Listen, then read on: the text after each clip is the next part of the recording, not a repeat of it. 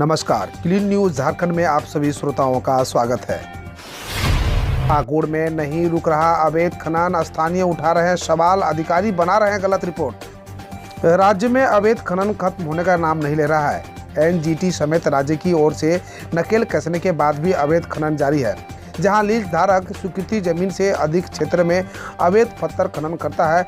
इस संबंध में एक पत्र उपायुक्त पाकुड़ और खान विभाग को भी पत्र लिखा गया है, जिसमें बताया गया कि सुंदर पहाड़ी क्षेत्र में अली रजा और पिंकू शेख नामक लीज धारियों को क्रमशः 4.29 एकड़ और 4.72 एकड़ दिया गया, लेकिन लीज दी गई जमीन से अधिक क्षेत्र में लीज धारियों को ओर से खनन किया गया। पत्र में दावा किया गया है कि उक्त लीज धारियों को जनवरी 2020 में लीज दिया गया था, लेकिन पिछले 2 सालों में आवंटित क्षेत्र से अधिक क्षेत्र में अवैध खनन किया गया।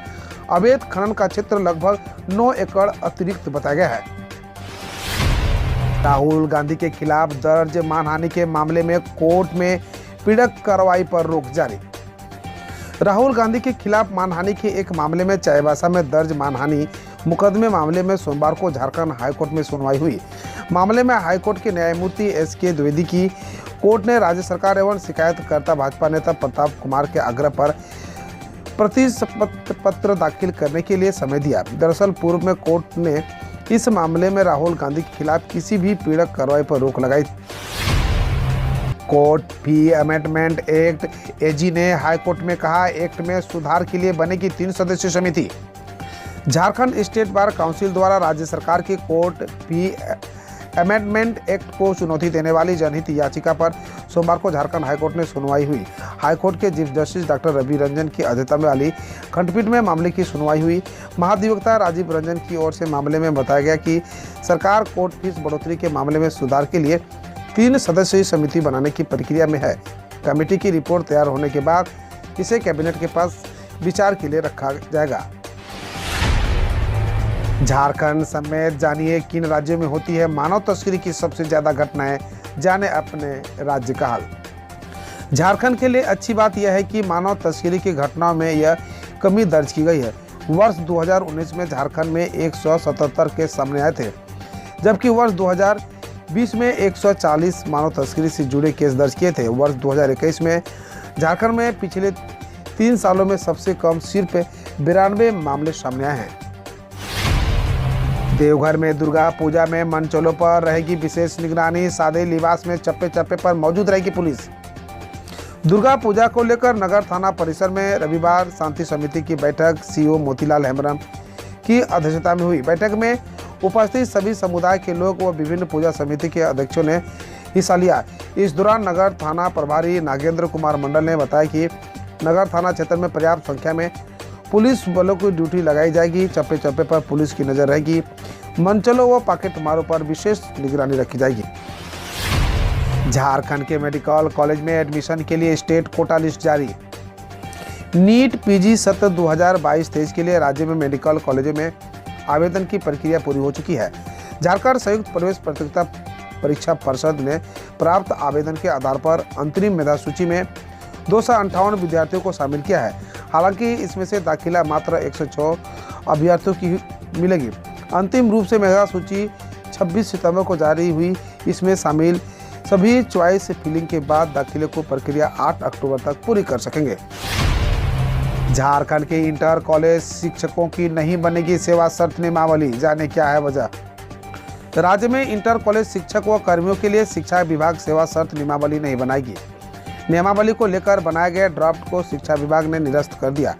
स्कूली शिक्षा एवं साक्षरता विभाग द्वारा इस संबंध में पत्र जारी कर दिया गया है। विभाग द्वारा जारी पत्र में कहा गया है कि अस्थायी प्रस्वीकृति प्राप्त इंटरमीडिएट कॉलेज एवं राज्य सरकार से स्थापना अनुमति प्राप्त इंटर कॉलेज के कर्मचारी सरकारी सेवक नहीं हैं। झारखंड की 5 नेशनल कॉरिडोर की परियोजनाएं फंसी, सीएम हेमंत ने दिया प्रोजेक्ट जल्द पूरा करने का निर्देश। किसी भी राज्य के विकास के लिए अच्छी सड़कों का होना अति आवश्यक है। परिवहन सुविधा सुव्यवस्थित होने से सरकार के राजस्व में वृद्धि होती है, वही आम लोगों को प्रत्यक्ष व अप्रत्यक्ष रूप से रोजगार मिलता है। दूसरी ओर झारखंड में NHAI की 5 नेशनल कॉरिडोर परियोजनाएं कहीं जमीन के कारण तो कहीं फॉरेस्ट क्लियरेंस के कारण लंबित है। सरकार ने ब्लॉक किए 10 यूट्यूब चैनल और 45 वीडियोज धार्मिक उन्माद फैलाने का आरोप। केंद्र सरकार ने भारत में फेक न्यूज के जरिए धार्मिक उन्माद फैलाने की कोशिश करने वाले 10 यूट्यूब चैनलों को ब्लॉक कर दिया। इसके अलावा 45 वीडियोज को भी भारत में प्रतिबंधित किया गया है। केंद्रीय सूचना और प्रसारण मंत्री अनुराग ठाकुर ने इसकी जानकारी दी है। पवार बोले, केंद्र ने किसानों के खिलाफ दर्ज केस वापस लेने का किया था वादा, लेकिन पूरा नहीं किया। एनसीपी प्रमुख शरद पवार ने फतेहाबाद में INLD की रैली में रविवार को कहा, किसानों ने दिल्ली में सीमा वहां पर 1 वर्ष तक विरोध प्रदर्शन किया, लेकिन केंद्र सरकार ने उनकी समस्याओं के समाधान के लिए कुछ नहीं किया। उन्होंने कहा, सरकार ने किसानों के खिलाफ दर्ज मुकदमे वापस लेने का वादा किया था, लेकिन उसे पूरा नहीं किया। अनुराग ठाकुर बोले, भारत जोड़ो यात्रा में मनोरंजन कम हुआ, अब राजस्थान में शुरू हो गया। केंद्रीय मंत्री अनुराग ठाकुर ने राजस्थान में मुख्यमंत्री पद को लेकर जारी सियासी घटनाक्रम के बीच सोमवार को कहा कि कांग्रेस की भारत जोड़ो यात्रा में मनोरंजन कम हुआ तो अब राजस्थान में शुरू हो गया है। उन्होंने आगे कहा, कांग्रेस के लिए सिर्फ कुर्सी प्यारी है, वे केवल सत्ता का सुख भोगना चाहते हैं, सेवा नहीं करना चाहते हैं। उत्तराखंड सीएम बोले, हम अंकिता हत्या केस का फास्ट ट्रैक अदालत में ट्रायल करने की कोशिश करेंगे। उत्तराखंड के मुख्यमंत्री पुष्कर सिंह धामी ने अंकिता भंडारी हत्या केस को लेकर कहा, हम इस मामले का फास्ट ट्रैक अदालत में ट्रायल करने की कोशिश करेंगे, हम दोषियों को नहीं छोड़ेंगे। उन्होंने कहा, SIT हर एंगल से इस मामले की जांच कर रही है, इस मामले में सबूत मिटाने का कोई प्रयास नहीं किया गया। कोविड-19 के अलावा अन्य स्वास्थ्य मुद्दों के लिए भी होगा आरोग्य सेतु व कोविन का इस्तेमाल। केंद्र सरकार आरोग्य सेतु और कोविन ऐप का इस्तेमाल कोविड-19 के अलावा आयुष्मान भारत डिजिटल मिशन के तहत सार्वजनिक स्वास्थ्य चिंताओं को मैनेज करने का भी करेगी। राष्ट्रीय स्वास्थ्य प्राधिकरण के मुख्य कार्यकारी डॉक्टर RS शर्मा ने कहा कि आरोग्य सेतु को 24 करोड़ बार डाउनलोड किया गया और इस ऐप का इस्तेमाल स्वास्थ्य समस्याओं को डिजिटल तरीके से हल करने के लिए होगा। हिमाचल में भूस्खलन के कारण मकान ढहने से एक परिवार में 4 बच्चों और एक महिला की हुई मौत। हिमाचल प्रदेश के सिरमौर में रविवार रात भूस्खलन के कारण एक मकान गिरने से एक परिवार के 5 सदस्यों की मलबे में दबकर मौत हो गई। अधिकारियों के मुताबिक मृतकों में ममता 27 वर्ष, उनकी 2, 6 और 8 साल की 3 बेटियां और 7 वर्षीय रिश्तेदार शामिल है। मुख्यमंत्री जयराम ठाकुर ने कहा, मृतकों के परिवार को हर संभव मदद की जाएगी।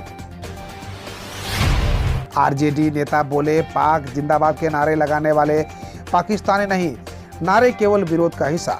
पॉपुलर फ्रंट ऑफ इंडिया के कार्यकर्ता द्वारा पुणे में कथित तौर पर पाक जिंदाबाद के नारे लगाए जाने पर बात करते हुए RJD नेता शिवानंद तिवारी ने कहा, पाकिस्तान जिंदाबाद का नारा लगाना केवल विरोध का एक हिस्सा है। उन्होंने कहा, ऐसा नहीं है, इस तरह के नारे लगाने वाले पाकिस्तान हो गए या वो पाकिस्तान जाने के तैयार। चंडीगढ़ एयरपोर्ट का नाम भगत सिंह के नाम पर रखने के लिए PM की घोषणा का पंजाब मुख्यमंत्री ने किया स्वागत। पंजाब के मुख्यमंत्री भगवंत मान ने प्रधानमंत्री नरेंद्र मोदी द्वारा चंडीगढ़ एयरपोर्ट का नाम शहीद भगत सिंह के नाम पर करने की घोषणा का स्वागत किया। CM मान ने PM मोदी को धन्यवाद देते हुए कहा, पंजाब के लोगों की बहुत समय से लंबित मांग पूरी हुई। बकौल मान उन्होंने विमानन मंत्रालय को पत्र लिखकर नाम बदलने का अनुरोध किया था। अंकिता ने पुलकित से कहा था, गरीब हूं तो क्या 10,000 में बिक जाऊं, चैट में हुआ खुलासा। पूर्व BJP नेता विनोद आर्य के बेटे पुलकित के उत्तराखंड स्थित रिजॉर्ट की रिसेप्शनिस्ट अंकिता भंडारी और उसके दोस्त की चैट सामने आई है।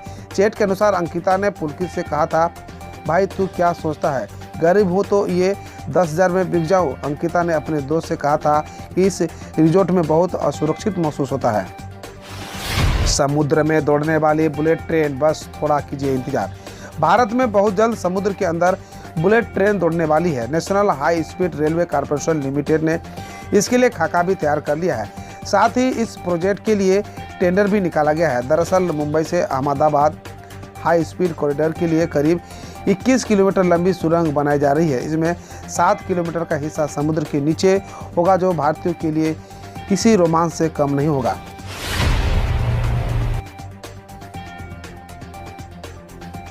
चुनाव चिन्ह आवंटन मामला वाले याचिका को सुप्रीम कोर्ट ने किया खारिज। राजनीतिक दलों के लिए चुनाव चिन्हों के आवंटन पर सुप्रीम कोर्ट ने एक महत्वपूर्ण निर्णय लेते हुए याचिका खारिज कर दिया। इस याचिका में कहा था कि चुनाव आयोग को चुनाव चिन्ह आवंटित करने से रोक दिया जाए और रिटर्निंग ऑफिसर को चुनाव लड़ने वाले उम्मीदवारों को चुनाव चिन्ह आवंटित करना चाहिए। सुप्रीम कोर्ट ने इस जनहित याचिका को खारिज कर दिया।